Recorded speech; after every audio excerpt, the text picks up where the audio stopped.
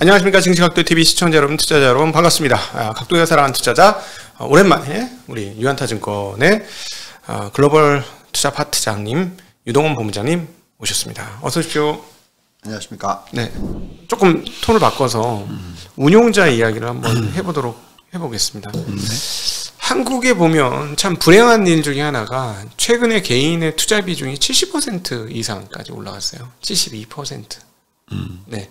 전체 시장에서 개인이 차지하는 비중이. 네. 그러면서 이제 강력하게 나타났던 게 이제 그 테마주 흐름이었죠. 그러니까 단기 고수익을, 테마주라면 뭐 간단하잖아요. 단기 고수익을 추구하는 그게 이제 나타난 건데, 성공하는 사람 몇몇은 있겠습니다만 사실 그건 제가 보기에는 알고리즘 잘 짜는 사람들이 승리할 확률이 높고, 그러니까 즉 기계를 준비한 소위 말하는 기관, 특별히 외국인 기관, 이런 친구들을 이길 수 있는 게임이고, 개인들은 정말 이기기 힘들고 그런 것이다라고 생각을 하고요. 그러다 보니까 개인들이 이제 완전히 각자 도생으로 넘어가는 상황인데, 네. 저는 이게 굉장히 한국 자본시장에 있어서는 불행한 것 같고, 또 어떤 측면에서 보면 자연스러운 귀결 아닌가 하는 생각도 들어요. 그래요. 너무 어려운 질문이었어. 아니요, 어렵지 않습니다. 제가 얼마 전에 3개월에 거쳐서 강의를 만들어서 네. 한 100명 정도의 강의, 130명 정도 강의를 했는데, 거기에 있는 내용이 그래요. 한국 투자라는 것은, 투자는 어렵다. 네. 한국은. 네. 한국은 트레이딩을 해야 된다. 예. 옛날부터. 미치겠다. 유동원 본부장 이런 얘기를 하냐. 옛날부터 그 얘기 했죠. 제가 하는 게 아니라 한국은 그렇다. 지금 예. 미국 주식 장기 보유 전략이신 분이 한국 주식은 트레이딩을 해야 된다고. 야. 저 그 얘기 했잖아요. 기억 안 나세요? 만약에 투자를 하면 미국 주식은 10년에 8, 9년 들고 있어야 되는 거고. 네. 예. 한국 주식은 10년에 2년 들고 있어야 되는 거고. 네. 예. 그만큼 오를 때 확 오르고 긴 기간 동안에 빠지고, 이런 식의 어떤 현상들이 많이 일어나는데, 그게 최근에 우리나라의 경제에서 나타난 현상에서 그게 더 가속화된 거죠. 그러니까 기관 자금이 아닌 개인 자금이 네. 시장에서 왔다 갔다 하니까. 네. 그게 훨씬 더 사고 파는 거를 빨리 하는 케이스가 되는 거죠. 그리고 기관도 그동안에 훌륭한 성과를 못 보여준 것도 굉장히 큰 것 같아요. 근데 이제 저희 채널에 가끔씩 나오시는 밸류 자산 운용자였던, 펀드 매니저였던 분의 얘기를 들어보니 2조가 되어서, 네. 잘 돼서 2조가 된 거예요. 자산 규모가. 운용 규모가. 근데 이게 더 늘어나서, 이제는 안 되겠다. 왜냐하면 거긴 중소형 특화 펀드였으니까 고만 팔겠다. 맞아요. 라고 했는데, 판매사에서, 판매사하고 이제 지분 관계가 있으니까, 무슨 소리냐. 안 된다. 더 팔아야 된다. 이렇게 해가지고 이 스탁고가 8조까지 늘어납니다. 근데 사실 한국 규모에서 중소형주를 8조 핸들링하기에는 요즘도 쉽지 않지만 그 10몇 년 전으로 돌아가 보면 훨씬 더 규모가 작기 때문에 끼케야 1,000억, 2,000억 하는 회사들 투자가 그렇게 많았던 회사가 8조를 운용한다는 거는 진짜 보통 어려운 일이 아니잖아요. 그렇죠. 지분을 다 살 수 있는 건 아니고 5% 사는 것도 부담스러운데 2천억, 3천억 하는 회사들 5%씩 사가지고 8조의 자금을 운용한다는 건 정말 다 사야 되는, 시장을 다 사야 되는 거니까 그 다음부터 이제 수익률이 퇴색하기 시작하거든요.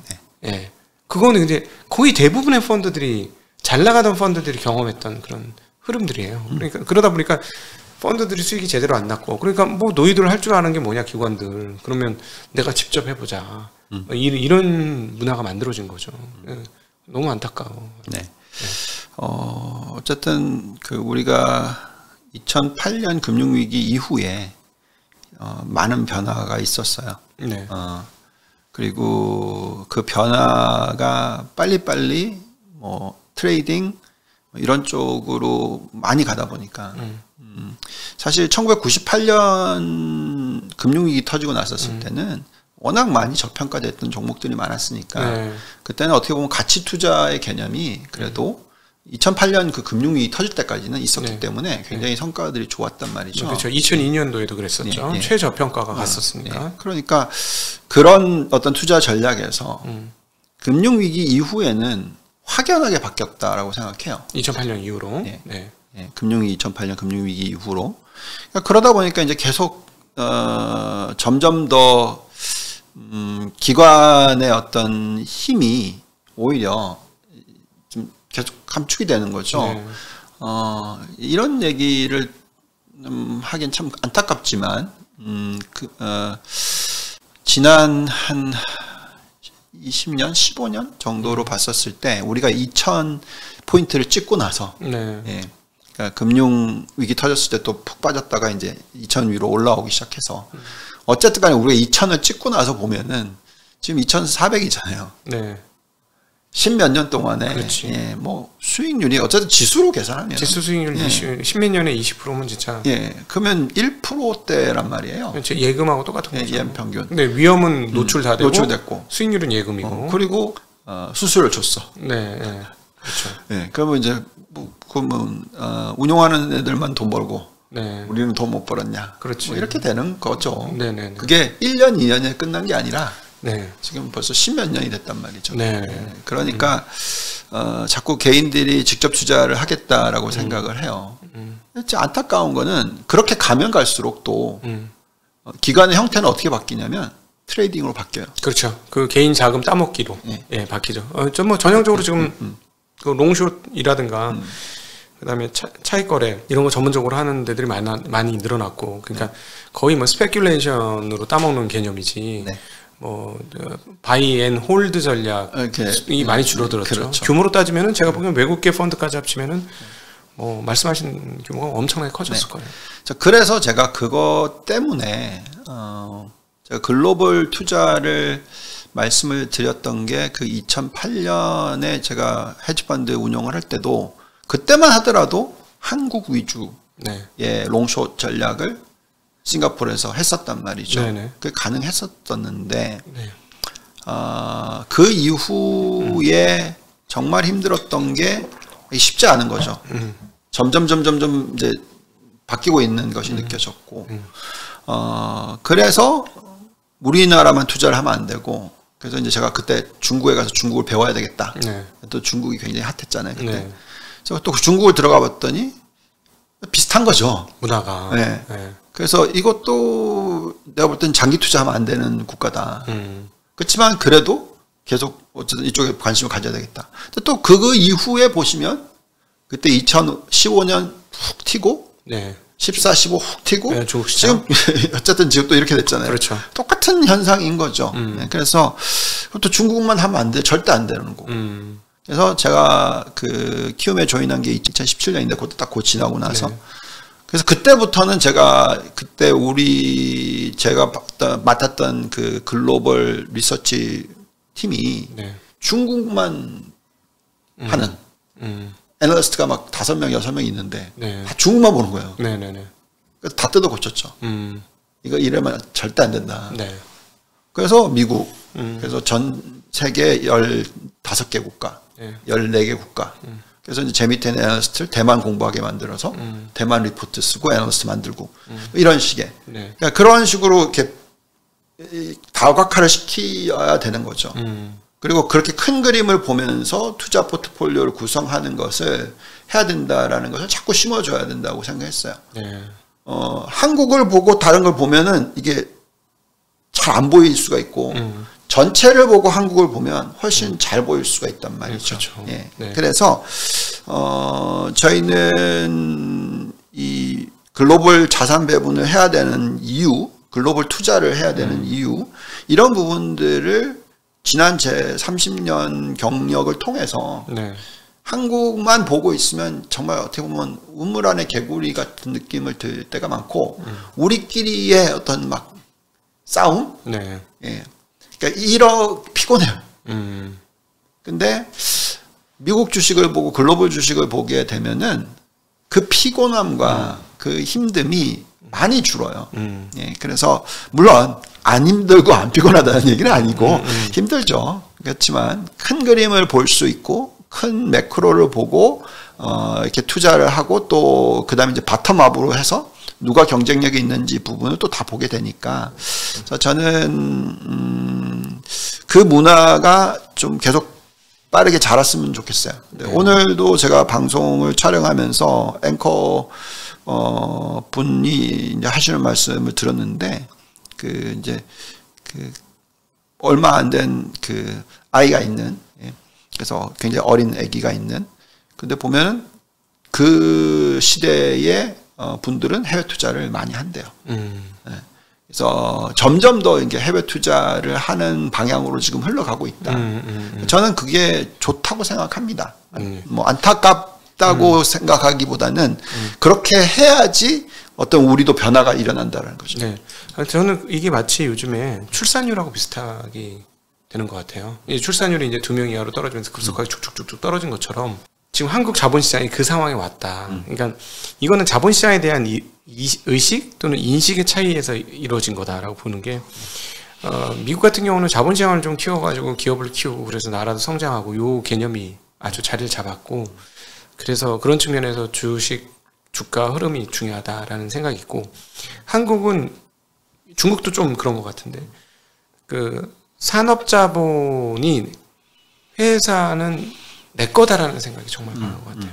그러니까 기업을 내 재산으로 생각하고, 부동산 같은 내 재산으로 생각을 하다 보니까 자식한테 대대로 물려줘야 되고, 우리 가문의 중요한 재산이고 이걸 지켜야 되고, 내가 읽었지만 뭐 이런 생각이 있는 것 같아요. 그러니까 이 부분의 차이가 사회 면면이 깔려 있다 보니 산업자본이 투자를 잘하는 건 되게 좋은 부분인데, 어려워도 투자를 하잖아요. 주가가 떨어져도 투자를 하고, 미국은 근데 조금 어려워지고 금리 올라가고 이러면 투자를 축소를 시키잖아요.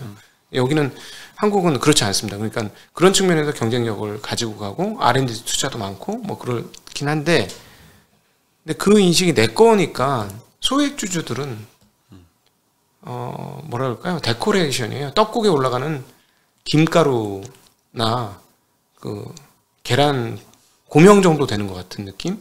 그러니까 전혀 취급을 안 하는 거지. 내 회사인데 니들이 왜 그래? 전 실제로 이 얘기를 들었어요. 네. 상장을 한 대기업. 이게 많이 들었어요. 대주주께서 이 회사가 본인 회사가 아니신데 이렇게 행동하시면 안 되죠. 이건 배임 횡령의 가능성이 있습니다. 했는데 실제로 배임 횡령이 미국 기준으로 아마 엄격하게 하면 배임 횡령이 굉장히 많을 거예요. 한국에. 뭐 90년대 제가 93년에 애널리스트 시작했는데, 뭐 90년대 93년, 94년, 95년, 96년 이때 사람들 만나면 주식은 공짜 자금, 코스트 오브 캐피탈, 자본의 비용에 대한 개념이 없어요. 네. 다 들고 있지도 않는데. 은행 빚도 아니고 내가 운 좋게 세상에서 인정받은 것이다. 나의 인정이야. 뭐 이런 생각. 그랬었던 적이었기 때문에 그거의 변화가 지금 일어나고 있는데 그 속도가 빠를 수는 없죠. 이거는 정책 당국의 생각이 좀 바뀌어야 되지 않습니까? 저는 첫 번째로 적대적 M&A가 성공하면 한국이 바뀔 것 같아요. 이제 젊은 분들이 이제 주식시장에 MZ 세대들이 많이 들어왔으니까 가능해질 것 같은데, 옛날에는 우리나라 적대적 M&A 단 한 건도 성공한 게 없어요. 가장 최근에는 한진칼조차 거의 다 먹었거든. 지분을 거의 다 먹었는데 산업은행이 등장하면서 적대적 M&A를 실패하게 만들었어요. 사실은 근데 적대적 M&A를 당하면 주가를 이렇게 놔둘 수가 없잖아요. 그럼 미국도 보면은 그걸, 그래서 이제 KKR이 나비스코 먹었을 때, 나비스코 먹으면서 레이놀즈 나비스코 먹었을 때 그런 사건 벌어지고 나서부터는 저 PBR 이런 기업들이 점차 사라지게 된 거잖아요. 80년대 이후부터는. 복합적인 문제가 있죠. 어쨌든 이제 우리나라는 땅덩어리가 적으니까 기본적으로 자산의 분포도를 보시면 우리는 부동산이 전체의 자산의 거의 뭐 70%, 금융자산은 30%. 네. 미국은 정반대. 부동산 30%, 금융자산 70%. 네. 기본적으로 금융자산에 대한 훨씬 투자 마인드와 투자를 해야 되고, 거기서 어떤 부가 만들어진다라는 게 정해져 있고, 우리는 부동산 만들고 있으면 그렇잖아요, 사실. 부동산은 나라망하게 생겼어요. 그러니까 지금은 그런데 어쨌든 간에 지금까지 부동산으로만 되면 된다라고 생각을 하다 보니까 그 멘탈로서 부동산 가격이 계속 올라갔으니 지금 이제 현재 시점인 거죠. 네. 우리 가계 부채 비율 높고. 근데 주식을 해봤자 주식이 수익이 안 나니 네. 부동산으로 갔다가 이제 이번에 왕창 얻어맞고 있는 케이스. 네. 그래서 이게 어떤 고질적인 문제인 거죠. 사실 부동산에 투자를 하는 게 예를 들어서 있는 집에 대해서 투자를 하는데 그 있는 집이 생산성이 높아지나요? 뭐 월세를 많이 받으면 높아지겠죠. 네. 근데 뭐 그거는 뭐 월세를 많이 내는 사람 입장에서는 소비가 줄어들고 상품은 모든 게 가치라는 게 있는데 비용이죠. 사실은 비용. 이 소용이 높아지면 비용도 높아지는 게 부동산이죠. 그래서 저희는 거기에 모든 걸 걸다는 것 자체가 참 이게 힘든데 거기에 지금 그렇게 돼 있어요. 그리고 또 거기에 또 워낙 많은 자산이 있으니까 모든 여러 가지 이유들이 거기에 연결돼 있어요. 그래서 이제 저희가 바라는 것은 가장 좋은 것은 그게 또 급락을 해버리면 우리 큰일 나는 거잖아요. 아우 나라 망한 나라 망한 거죠. 네. 그건 절대 안 되고 가장 좋은 방법은 가격이 네. 내 소득의 증가보다 덜 올라야 되는 거죠. 네. 아니면 안 오르거나. 네. 그게 오랜 기간 동안에 10년을 그렇게 가면 이제 우리가 좀 정상적인 부동산 가격이 되는 거죠. 네네네. 그러면 이제 소득이 늘어났었을 때 그 돈을 가지고 어디에 뭘 해야 되겠냐는 거잖아요. 네네. 그거는 투자를 해야 되는데 그 기업들에 투자를 하느냐 이게 참 어려운 거죠. 그래서 제가 말씀드리는 거는 그래서 글로벌 자산 배분하고 투자를 해야 된다. 근데 하나 궁금한 게 있습니다. 해외 투자자들은 한국 시장을 어떻게 볼까요? 한국 시장을 한국 사람들이 보는 그대로 봐요. 한국 사람들은 한국 시장 좋게 보죠. 왜? 아니, 그러니까 그렇지 않죠. 한국 사람들이 부동산에만 몰빵하고 있고 기업에 대한 그 적절한 가치에 대한 그거는 잘 안 일어날 거고 우리가 굳이 만들어줄 필요가 뭐 있냐. 그죠? 우리나라는 겨우 뭐 다 더해봤자 2%도 안 되는데. 네. 사실은 그 한국은 기업의 그 어떤 경쟁력을 보면 2%보다 훨씬 높은 비율을 차지해야 되는 나라이긴 하죠. 국제적으로 봤을 때 이 정도 경쟁력 있는 기업을 이렇게 작은 나라가 많이 갖고 있는 나라는 또 없잖아요. 그러니까 이게 이제 그건 이제 산업 시대의 논리가 현재까지 성공하면서 여기까지 온 건데 이거는 이제 자본이 중심이 된 자본 시대의 논리로 전환을 못 시켜주는 게 지금 한국의 병폐다라는 생각이 참 많이 들어요. 아니 뭐 간단합니다. 주식 투자해서 돈을 벌면 돈은 들어오게 돼 있어요. 순식간에 자본화되죠. 네. 네, 문화가. 근데 뭐 지금 코스피 투자를 했더니 지난 15년 동안에 뭐 수익이 안 났는데 네. 내가 왜 저길 들여다봐야 돼? 그건 거래소 잘못이야. 네. 지수를 이렇게 멍청이로 만들어 놓은 거는 거래소 잘못 아닌가 싶어요. 똑같은. 그래서 그 부분에 있어서는 뭐 어떤 그 전체적인 큰 그림의 변화를 가지고 크게 그림을 그려서 해야 되는 건데 네. 오늘도 제가 그런 얘기를 했어요. 지금 현재 우리나라가 봉착해 있는 문제는 민간의 부채가 높다. 네, 민간 기업이든 가게든. 네. 네. 기업이 103%, 그다음에 가게는 실질적으로는 한 130%, 그리고 표면적으로는 한 100, 거기도 한 100%. 아무튼 뭐 오피셜한 숫자는 네. 기업이 120%. 120%입니다. 네, 맞습니다. 그리고 민간이 뭐 100 몇 프로. 그래서 103%. 두 개 다 더하면 뭐 125%. 225%, 뭐 230%, 뭐 이런 230% 정도 나오죠. 그러니까 이 숫자가 높아요. 네. 네. 그래서 그러면은 이제 지금부터는 해야 되는 게 이제 정부가 뭔가를 해야 되는 거거든요. 네. 예, 정부의 부채 비율은 낮으니까. 근데 이제 또 이건 정치적으로 또 싸움이 있는 거고. 재정을 쓴다라는 것 자체가 어떤 식으로 쓰느냐, 낭비만 했다, 뭐 이렇게 또 되는 거니까. 그래서 앞으로 보증회사를 통한 정부 부채 증가가 꽤 나올 겁니다. 지금 3년간 부실만 10조. 앞으로 3년간 부실만 10조고, 그러니까 부실이 10조면 그걸 좀 또 맞고기 위해서 자본을 또 계속 확충해야 되잖아요. 전부 부채 조달할 거거든요. 정부 부채가 부동산으로 인해서 상당히 빠르게 올라갈 수 있는 개연성이 만들어져 있어요. 제가 보기에는. 네. 자, 그래서 결국은 이제 우리가 지금 앞으로 쓰는 것을 어디에다 써야 되는가 하는 부분인데, 네. 저는 개인들, 우리나라 가계의 부채 비율을 낮추는 방법에 써야 된다. 네. 그러면 이제 두 가지 방법이 있죠. 그냥 부채를 탕감해 주거나 예. 아니면 실질적으로 소득을 늘려줘서 갚을 수 있는 여력을 높여주거나. 그렇죠. 근데 부채 탕감? 그게 무슨 효과가 있겠습니까? 한 그렇게- 번 하고 땡이지. 그렇게 하면 모럴 해저드가 생겨서 또, 그렇죠. 또 늘죠. 그렇죠. 부채가. 과거에 우리가 경험했던 정확하게 신용카드 대란 이후에 네. 예, 그 뭐라고 하죠? 구제 법안 하면서 네. 결국은 왕창 썼는데 거기에 대한 책임을 안 지게 됐었을 때 부채가 더 늘게 되는 거죠.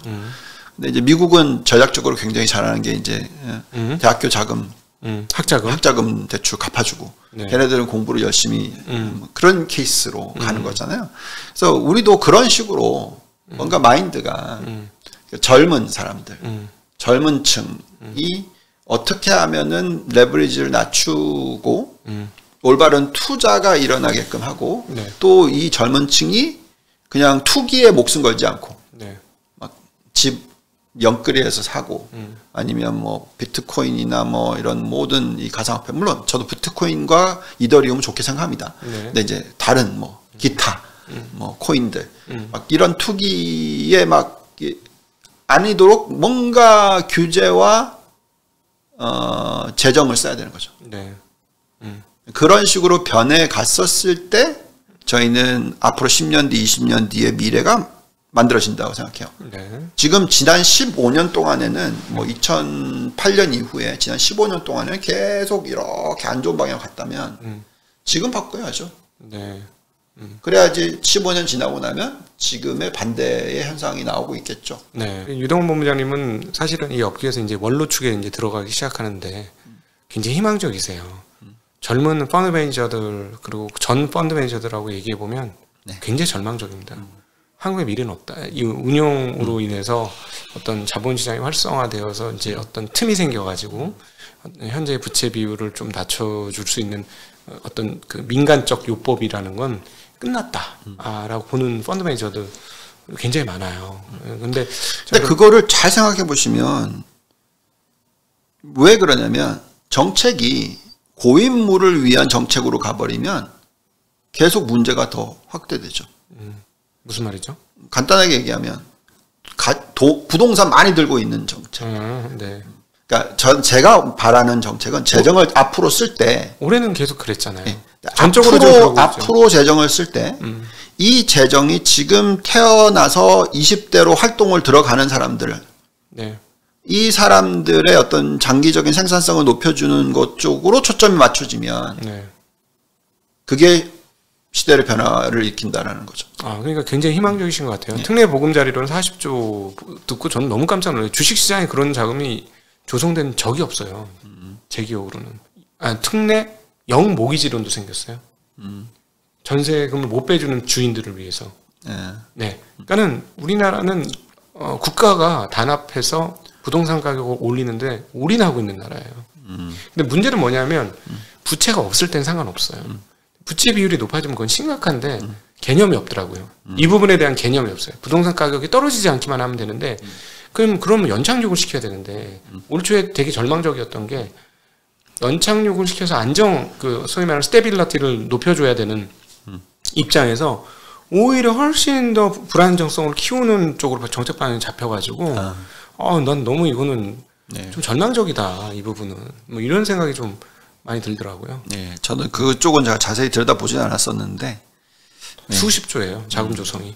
결국은 버티게 해주고 가격을 올리는 방향으로 자산이 이용되는데 자 그러면 지금 운용하기가 한국에서의 어떤 자산 운용 그다음 금융 자본시장에 좀 어두운 측면을 했는데 그럼에도 불구하고 우리 유동훈 본부장님 희망의 씨앗을 뿌리려고 노력하는 분입니다. 저는 이 부분을 가장 높게 사는데요. 그 부분을 이제 잠깐 또 얘기를 해보도록 하겠습니다. 네. 그 운용자로서 이제 개인들도 이제 한국 시장에 2022년을 거치면서 아주 또 다시 회의를 하고 하면서 개인들은 이제 한국은 안 돼라는 생각 또는 투자는 안 돼라는 생각을 많이 하는데 그런 상황에서 운용자로서의 자리를 잡아가는 데 되게 어려운 것 같아요. 그 어떤 거기에 따르는 뭐 피로도도 굉장히 있으실 거고 애로도 많이 있으실 텐데 그거 어떻게 이겨나가는지 좀 궁금합니다. 글쎄요.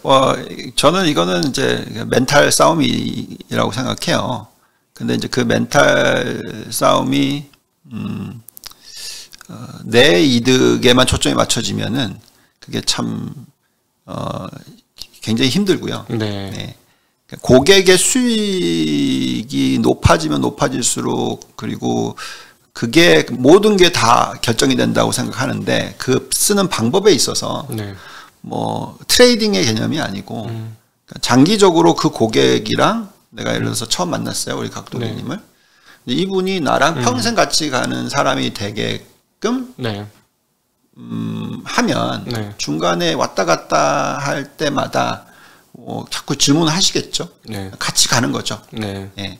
그러면서 떨어져 나가시는 분들이 있을 거고 네. 또 계속 같이 가주시는 분들이 있을 거고 같이 가면 갈수록 아 이게 좋은 거구나를 자꾸 만들어줘야 되거든요. 네. 예. 그래서 저는 뭐 그렇습니다. 뭐 지금 장기적으로 어떤 제 꿈을 갖고 있냐면 저는 앞으로 이거를 1년 하고 2년 하고 돈 많이 벌어서 땡 이런 개념이 전혀 없어요. 네. 그래서 제가 얼마 전에 강의를 하면서 그 업계 초년생들하고 얘기를 좀 했었는데 어떤 멘탈로서 이거를 해야 되냐라고 물어보더라고요 저한테. 네네. 그래서 제가 그랬어요.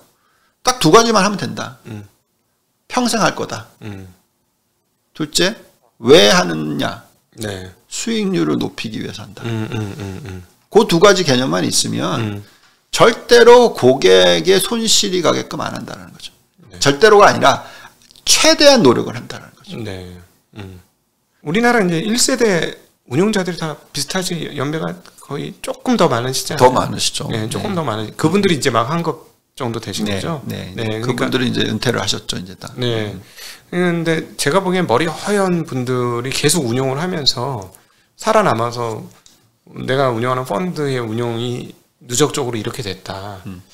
이걸 좀 보여주는 게 좀 한국에 정말 필요할 것 같아요. 네. 그래서 1세대 분들이 이제 사라지는 게 아니라 계속 자리에 남아 있고 우리 뭐 유동원 문장님 같은 경우는 한 1.3세대, 1.2세대쯤 되지 않겠습니까? 네. 네. 그래서 나이가 많아서도 나는 이렇게 운용해서 결과치가 이거야. 이런 것들을 보여준다면 그때 이제 젊은이들은 아 저렇게 해도 되는구나라는 어떤 뭐랄까 이정표? 네. 그런 게 되지 않을까 싶습니다. 그거를 하기가 뭐 안타까운 말씀이지만 네. 더 쉬운 게 글로벌이에요.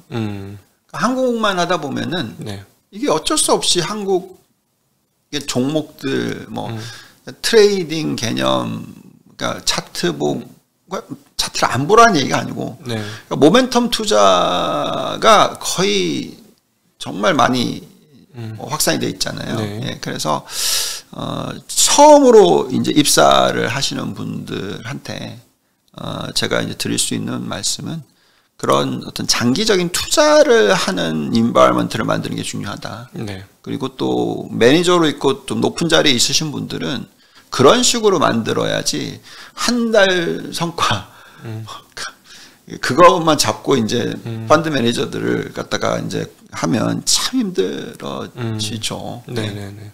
그래서 제가 추구하는 건 어쨌든 지금 현재의 장기적인 그림을 그리자라는 거예요.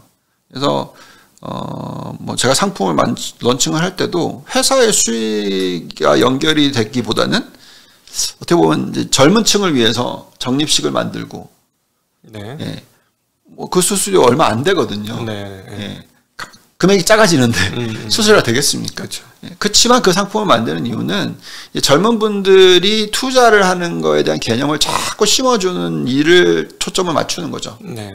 예, 그래서 그거를 계속 하다 보면 그게 이제 쌓이기 때문에 이제 네. 굉장히 튼튼한 게 만들어질 거라고 저는 믿어요. 네네.